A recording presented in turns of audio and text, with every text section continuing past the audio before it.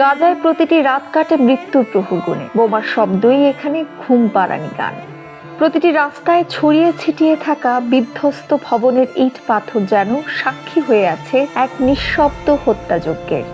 খাবার নেই, পানি নেই, বিদ্যুৎ নেই, শুধু আছে এক অবরুদ্ধ জীবনের নিষ্পেষণ। মায়ের কোলে নিথর শিশু, হাসপাতালের শয্যায় হাহাকার, আর ধ্বংসস্তূপের নিচে চাপা পড়ে থাকা হাজারো স্বপ্ন। এটাই এখন গাজার বাস্তবতা।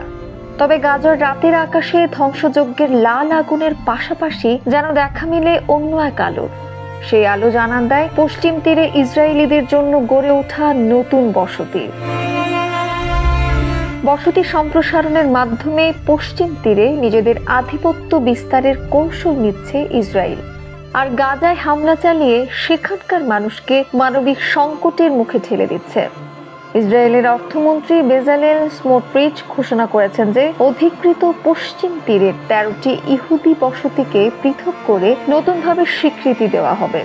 এটি কার্যকর হলে ভবিষ্যতে এই বসতিগুলোকে স্বাধীন বসতি হিসেবে বিবেচনা করা হবে।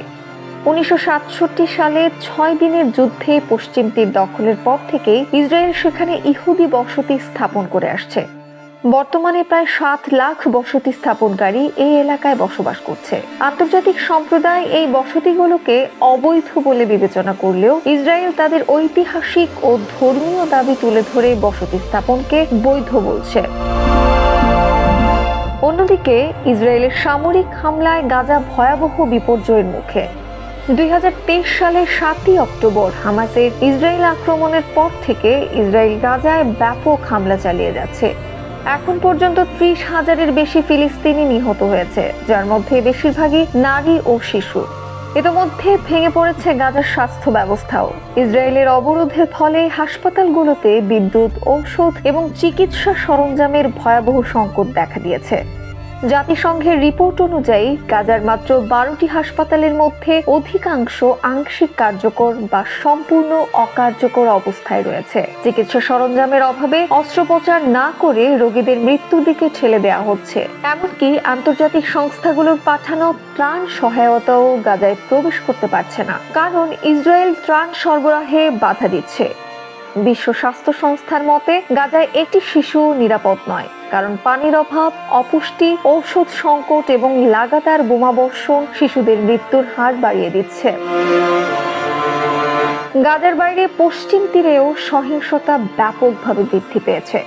ইসরায়েলি বাহিনী প্রতিদিন অভিযান চালাচ্ছে, ফিলিস্তিনিদের গ্রেফতার করছে এবং অনেককে বিনা বিচারে আটক করে রেখেছে।